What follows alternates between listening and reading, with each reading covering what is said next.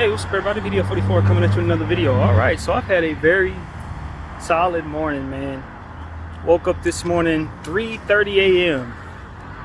and just was meditating hard and praying, and the Lord put so much into my heart.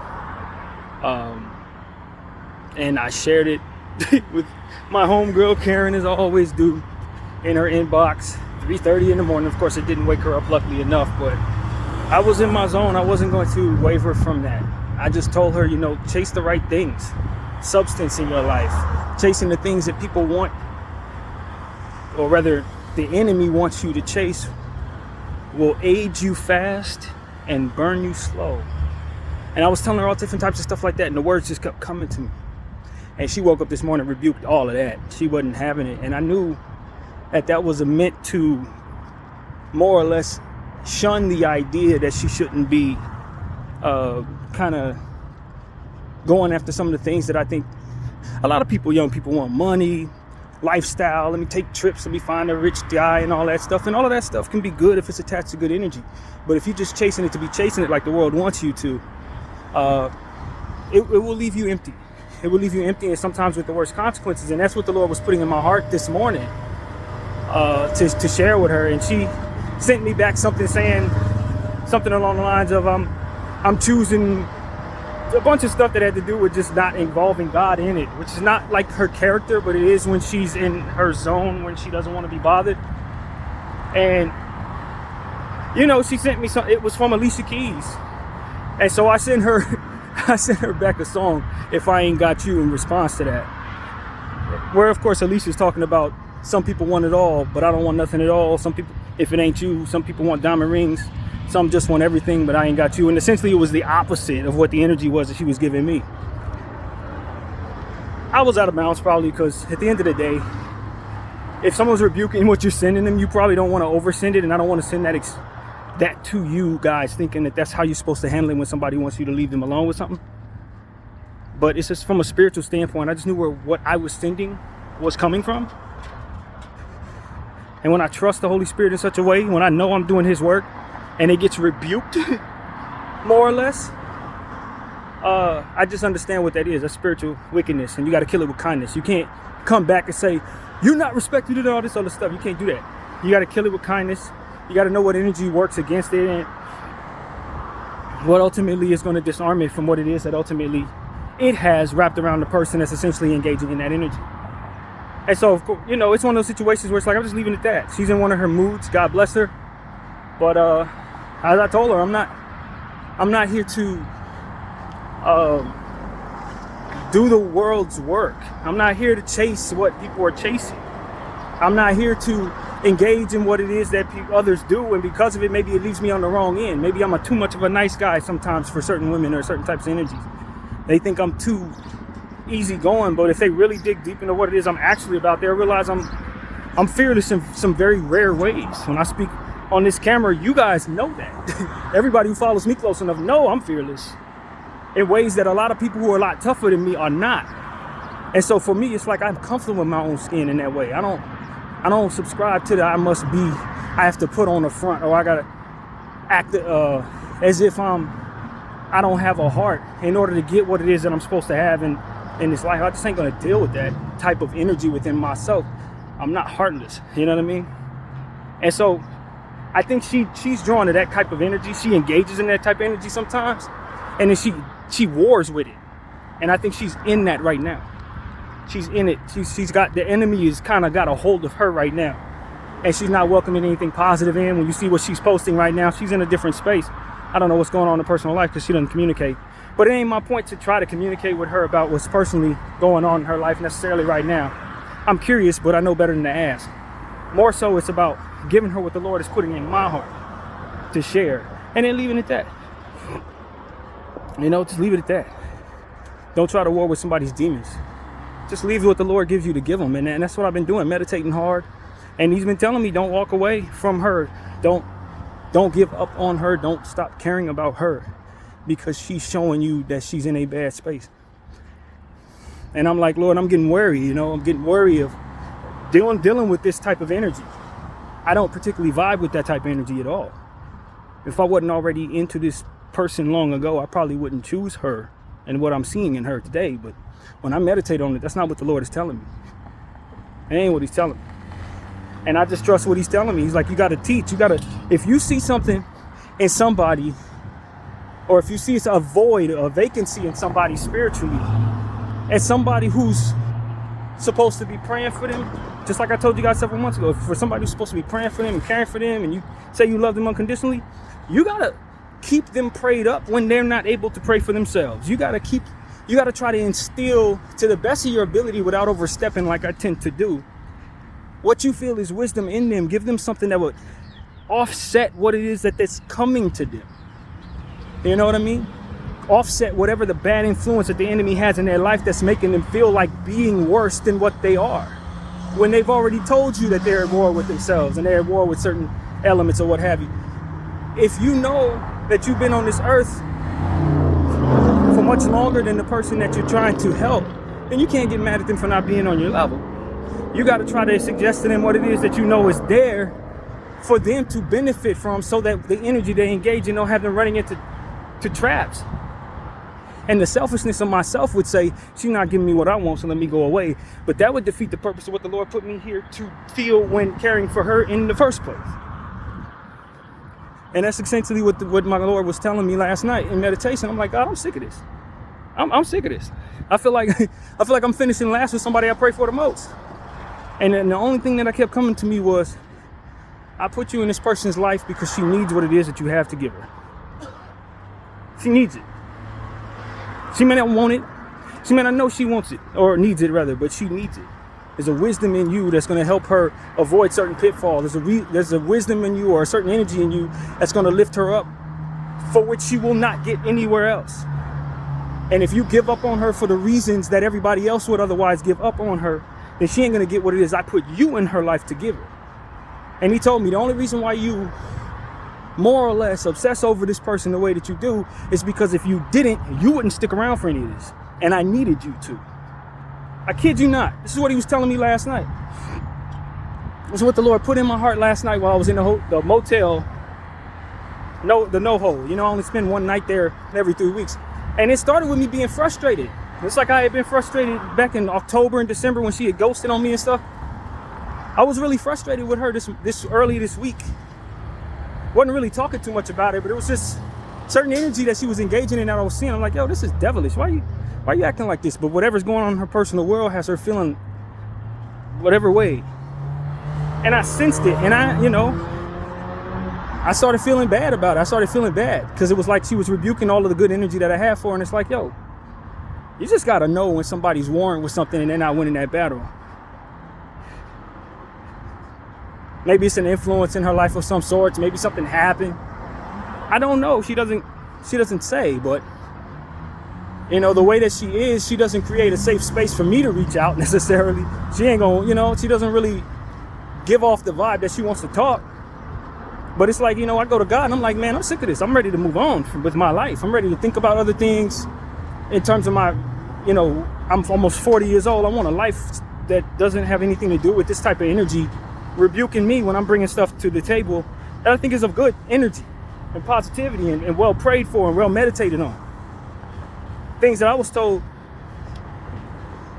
from the most wise people in my life, like value substance in human beings and stick up for what you believe in. I'm saying stuff like that and she rebuking it. It's like, yo, that is not what I choose for myself, God.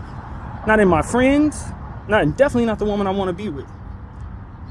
But I am telling you all, the Lord was very clear to me. He spoke to me about as clearly as I've ever felt in my life yesterday. Because I had asked in prayer, what do you want from me with this person? What can I do for her? What is it that you want me to do for her that I have to sit here in this space saying that I'm trying to put you first, but thinking of this person too much? It's far too much for that to be the case. It's like, this is like not healthy for me. And the Lord was saying, well, I gave you that so that you would stick around through all of the things that otherwise she's going to do to push you away. And I'm like, man, that makes me sound crazy. That makes me feel crazy. And the Lord was saying, but if you stay close to me, I'll make sure you have a compass in regards to what it is that's making you feel that way. And in the end, I, God, will be triumphant through you in regards to that person. I'm like, whoa. So after meditating on that, I sent all that stuff. This is like 3 a.m. I'm meditating from like 1:30 to 3 a.m, and I send her all that the Lord had put in my heart to send her, substance after substance after substance. And she woke up this morning and just rebuked it. And I just knew I was like, yo, we're at war right now. Not me and her, but like the enemy. He's really trying to make a strong push for this person's spirit right now. And maybe even my own, in the sense that I'm unhappy while trying to be who it is the Lord wants me to be in her life. But you know what? I tell you the truth. After all of that, I woke up this morning, saw her rebuke, sent that little Alicia Keys song. You know what I mean? That spoke of me choosing her over the things in the world that otherwise she would choose over me. It's just a theory, but more so responding to her in a way that lets her know that a lot of those superficial things, everything that I told you in the stuff that I was sending to you, is the same thing that the woman who you took this from put in her song. She too knows the value of human beings and human life, and knows that some of these things that we often chase with all our might and risk our lives to get, and the people that we want to be around because they have this stuff, she knows that is not to be valued over true love. She knows that's not to be valued over true friendship. While she's saying she choose me, choose this, choose that, and I without God, she too knows. So I got something that I can send back to you from that same person.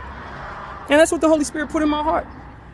And I'm telling you, ever since I sent that to her this morning around 10 o'clock, everything has been lining up perfect after that. Everything. I didn't had a bad thought or a bad interaction. As soon as I left the hotel after sending that song, I got in the car with a dude that gave me all kinds of testimony about, I was telling him, like, my problems are what they are, but they're not nearly as bad as somebody else. I don't think of myself as any better. And he started telling me about circumstances he got going on in his life that were tough for him. And we just made each other feel better. He said he was suffering from a hernia. He said his daughter had some stuff going on. His brother was feeling down. And I was just telling him, I lost my mom, man. And I mean, I've been through whatever your circumstances are with your mom, whether they're big or bad, believe me, if it's good or bad, whatever. When you have to send her home, that stuff, it don't matter, man. It just doesn't matter anymore. When you bury her and then you have to live without her for the foreseeable forever, you understand that those bad moments you would love to have back. And whatever you complain about, or anytime you want to rebuke your mother or the loved ones in your life, you got to understand that when you lose them, it's not just the process of healing from that bereavement. It's then the process of not having them anymore on certain days. Like, it was a day where I wanted to watch a game with my mom, and I just knew that there's no possible way I could do that. You know what I mean? Or certain days where I see something on TV and would love to call my mom because I know she would love to see it. I'm not in mourning. This is like 10 years later. And so I was expressing to him more or less that in a different way. And he took from that good energy and he left me with good energy. I got out the car, walked in there, was able to get my room as quick as I ever have. And when she asked me, did I want to see the room? Something in my head said, nah, that won't be necessary. Let's just go to it. And I was like, that's good. It's AC, right? Let's go. Because I've already been in like 8 or 9 rooms here, so I already know what they look like. Every room has a different template to a degree, but it's more or less the same energy. And so for me, it was like, hey, let's just go. I don't need to waste your time by having you give me a tour of my 9th room in this building. It's not as serious. And so did all the paperwork, got in and out quick, boom. As soon as I started walking to the room, y'all, I just started getting the feeling like, okay, we go in the room, nothing special. As soon as I opened the door, good energy hit me. It hit my body, it hit my head. I felt butterflies. I felt just a warm energy.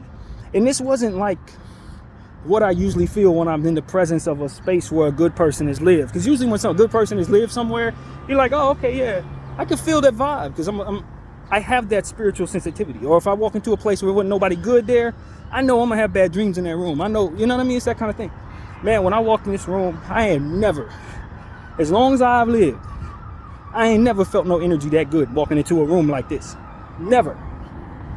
And it's immediately when I walked into that room, the song Jesus Loves Me started playing over and over again in my head. Over and over again in my head. And I just kept hearing it over and over again. It was repeated. Yes, Jesus loved me, for the Bible tells me so. Yes, Jesus loved me. I'm not going to sing it. Y'all get the point. But it just kept playing over and over again in my head. And that warmth that was in that room, that special energy, just helped me understand, like, yo, whatever you just went through, whatever that was that you're battling with in that hotel room last night, and whatever that was that you're dealing with, you won. You won. Whatever the demon that was trying to attack you this morning was trying to keep you from feeling, you're feeling it. Whatever it is that you were trying to get your friend or your loved one to understand, whether she gets it today or not, the demon that's trying to keep her from understanding it has lost. That's the energy that came my way. It's like, yo, you just won your battle. You won a battle. Maybe your own inner demon, you know, I won't ignore that possibility. But I was struggling with my own self in these situations. I won. And now it's time for me to go into a new space where good things are about to happen.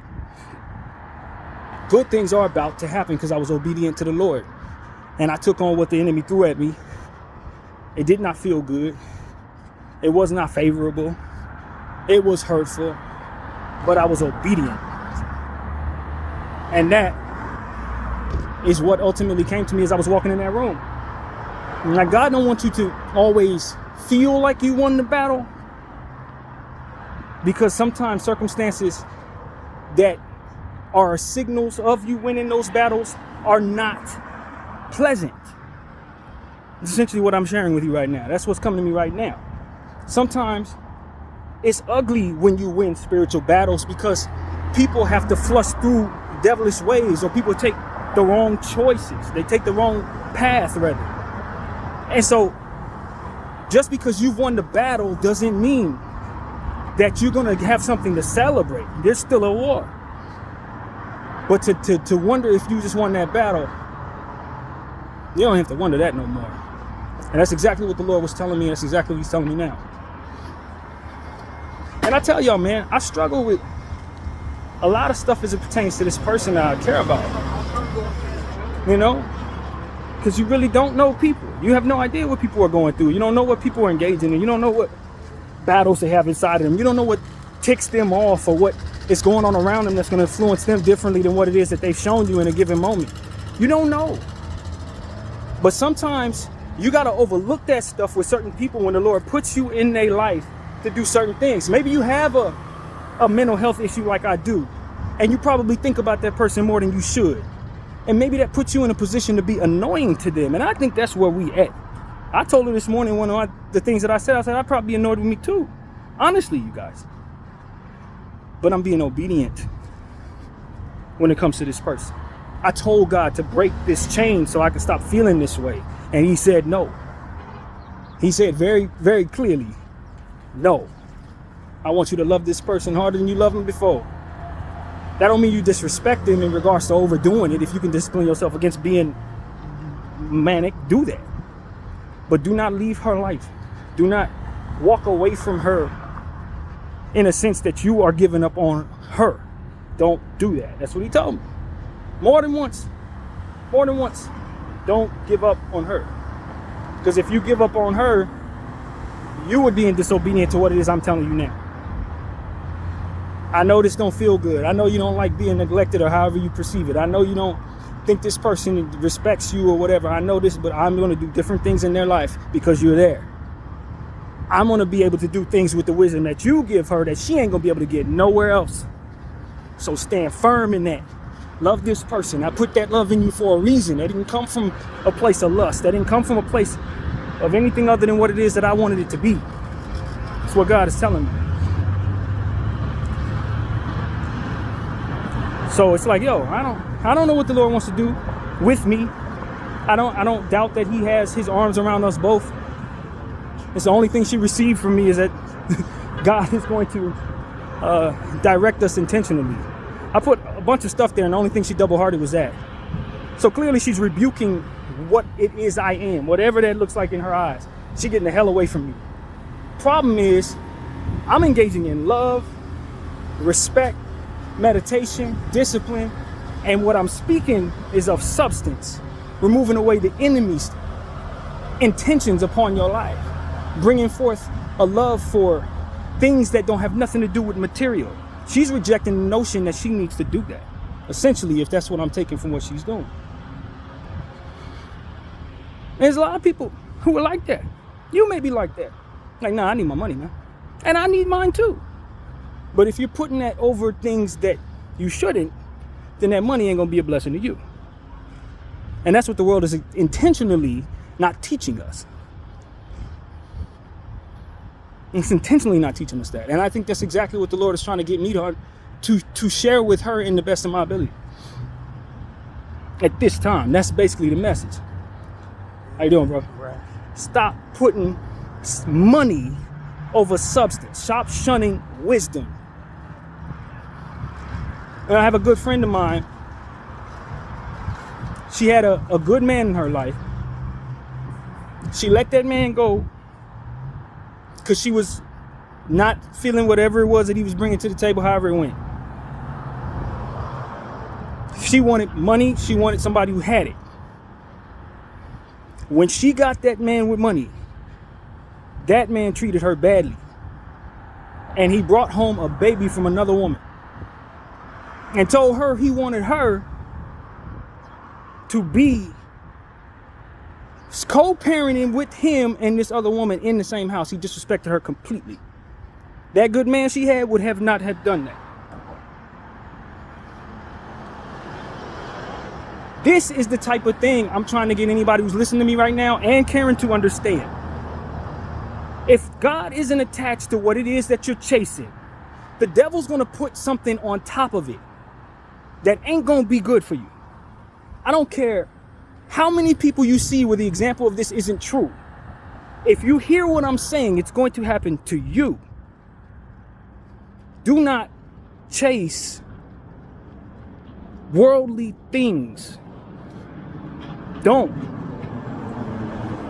If you are successful, appreciate what you have. Share the wisdom of how you got it. Have compassion in your heart. Speak up for what's right and don't be worried about losing it. These are things that I believe God wants me to say to you right now. These are things that I believe God wants me to believe in my own life if I ever were to get successful. Do not sell your soul for money.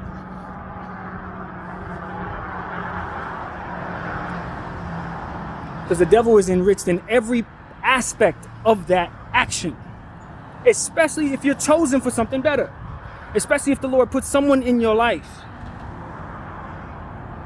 to love you unconditionally, teach you that unconditionally or what have you, show you by way of example of the mistakes that they've made that this is what it is. If you shun them, not only are you going to welcome what comes with that, but you're also going to double down on the fact that you've done something the Lord didn't want you to do and pushing away good energy, pushing away people who have wisdom attached to them. Wisdom is supposed to, if applied properly, not only make your life better, but make you more wise in teaching others how to avoid pitfalls.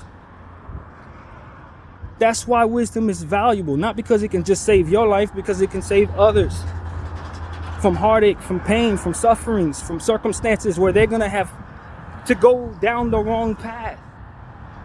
You want wisdom in your life, substance, truth in respect for oneself and others, respect for love, respect for the differences in people who have and who don't, and how you should not think of yourself as better than them. These are things that matter. The world is intentional on telling you otherwise. The world is intentional on making you feel like you need to chase these things so that you can validate yourself, or chase these things so that you can reach some goal that it has for you that God may not necessarily have for you.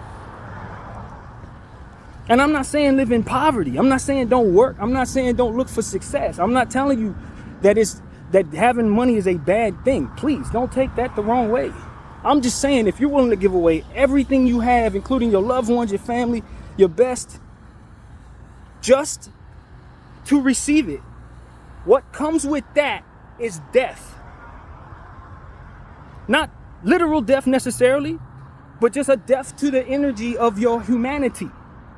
The death to the energy of you raising a good human being. The death to the energy of you enjoying your life from an inner space of inner peace. You won't have it. Many people we know of, if you pay close enough attention, they will tell you that money don't make them happy. If anything, their lives got worse when they got it in some cases. Other people enjoy their money just fine and wear it well and still manage to balance that out with being good human beings. They are happy individuals. Not everybody rich is a bad guy. I don't believe at all. But what I'm telling you is how you get that money and what you're willing to sacrifice for it, how you treat people who don't have it, will reflect on you a certain way. Specifically, if they are good people. Specifically, if they are good people.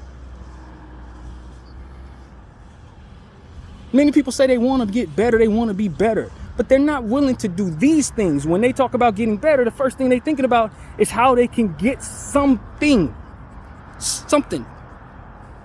they could touch, something that can make somebody jealous of them. You know, I'm looking at something now. Last night I was meditating on diamonds, flashy cars, beautiful women that are only there to prop up the idea that they're a trophy. These are hate me props. Things that don't serve no other purpose than to make others jealous of you. And the first thing 9 out of 10 people do is shun the people who are jealous of them when they go around parading these objects, as if they don't realize that they're welcoming that on purpose. Hate me objects. First thing they want to do is spend $40,000 on something that someone's going to want to rip your head off to get. Don't you know why the devil wants you to wear that? Because it then brings a rage within someone else who can't get it, can't obtain it. It forces them into a position where they're tempted in sin. That's all it is. You're tempting somebody else to hate you and ruin their energy, throw their life away and robbing you, embezzle you out of it, and tempting everybody to sin and jealousy. Just by being flashy.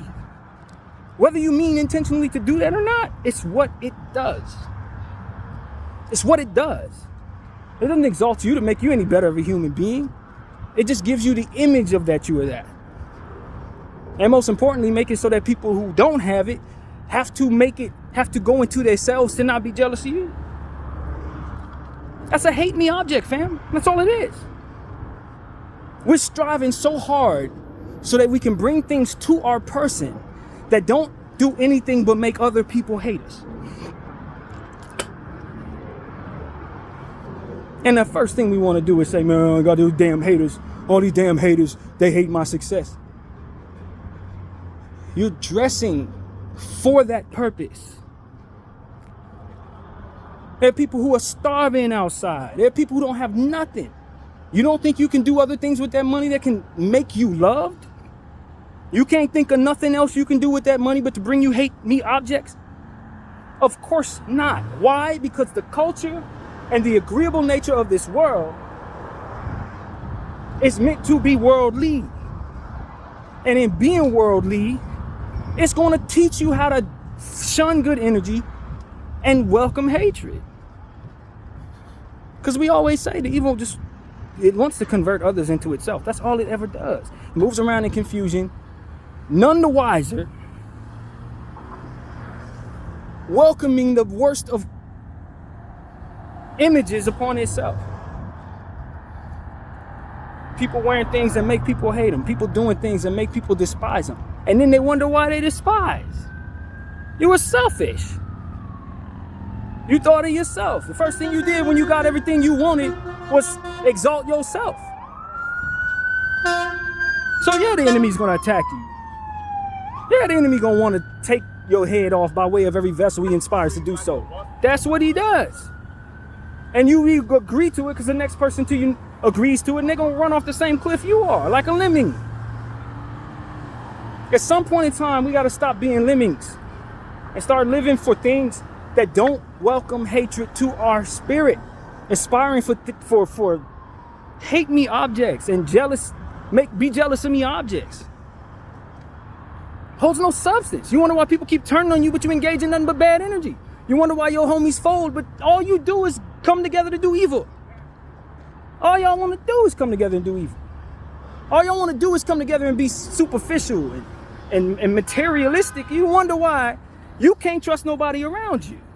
It's because y'all ain't engaging in any love whatsoever, other than the love for things and the love for keeping it together in the name of going for things. And use poverty or fear of poverty as an excuse to be evil. That ain't no excuse to be an evil person. That ain't no excuse to put money over God, over love, over family, over friends, over self-respect, self-control, and self-awareness. That ain't never been an excuse to be greedy.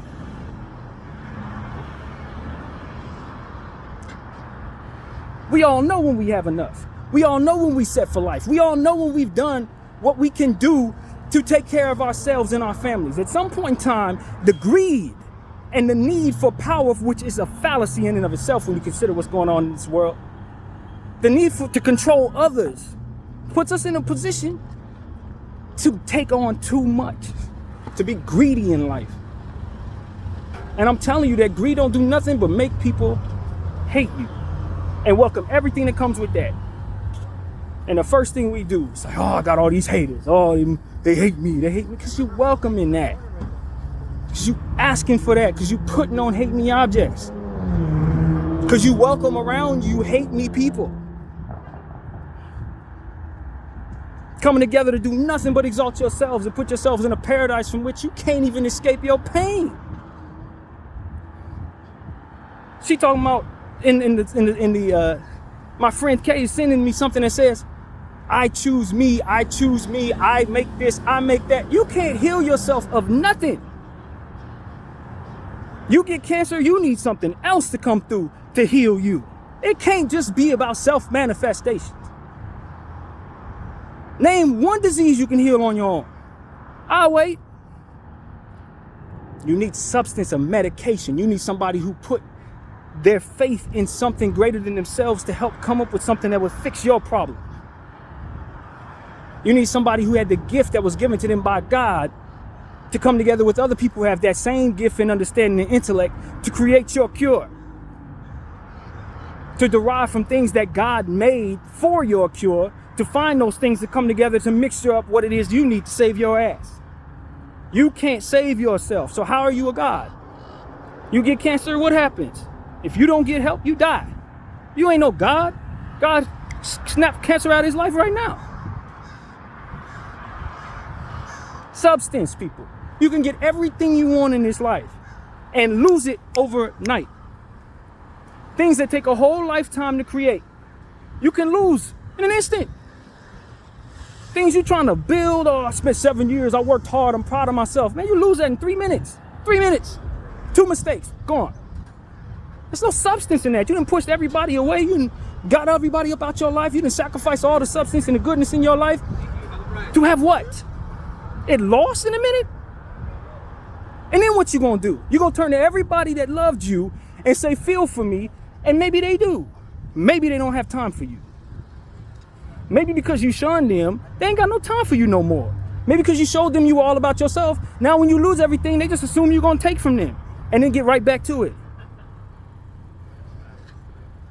Hate me objects, hate me things that don't provide you any love for self and others, things that ain't gonna make you know better, things that ain't gonna have you coming together to come up with no cures, things that don't do nothing for you or anyone else, but make people hate you and throw away their lives if they engage in the energy that otherwise puts them in a space where that is the case.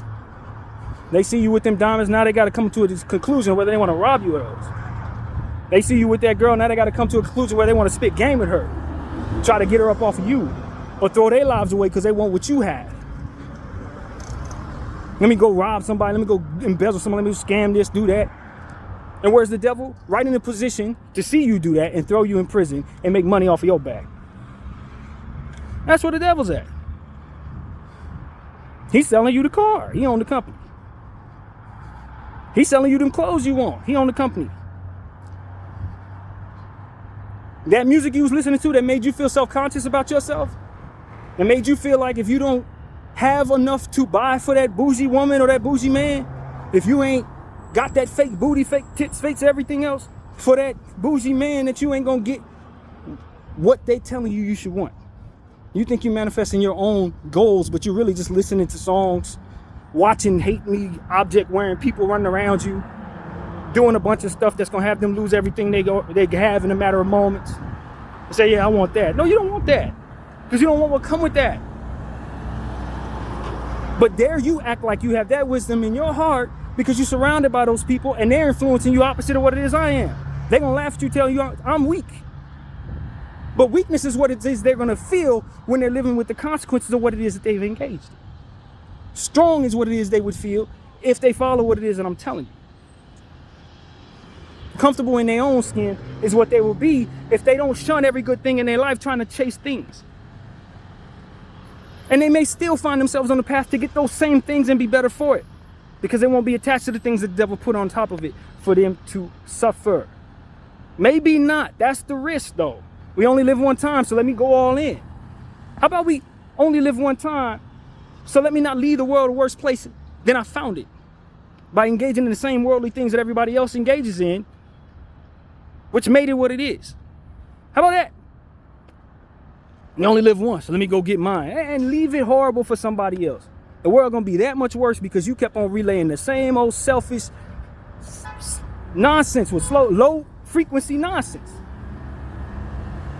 Same old exploit others to exalt myself nonsense. And then you wonder why we live in a genocide. You wonder why we living in a space where people don't even want to say anything when genocide is taking place. You think God's proud of you? Because you didn't accomplish what you wanted to accomplish as you self-manifested? You're just another quiet person allowing the demons to run around doing the things that you ultimately know damn well no one should be allowed to do. But because they're powerful off of your sin, they're powerful off of the backs of your complicit nature and your greed and selfishness and your fear of poverty and your lack of empathy for anything that don't look or feel like you. You, by way of the collective nature of everyone who thinks like you, come together to make this place as bad as it is.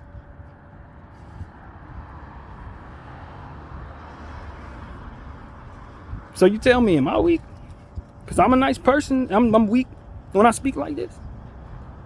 I guess because I'm not chasing paper, I'm outcasted. I'm some kind of weird guy. What type of N is you, as they would say? And who knows what kind of N don't want no money? Everybody wants money. But what are you doing to get it? And are you following dummies? Are you following lemmings off a cliff to get what it is that they have? Let me know. Is that what this is? Are we allowing people to commit genocide in our face because we don't want to lose our place in the capitalistic society that is this place? Let me know. Because if that's what you want, you're not going to find the happiness you think you're going to find. You're not. It's not there. That's not where it is. You're chasing emptiness. You're chasing nonsense. You're chasing a devil. And the devil's a liar. The devil is a torturer. You understand what I'm saying to you? He wants to see you burn slow and age fast.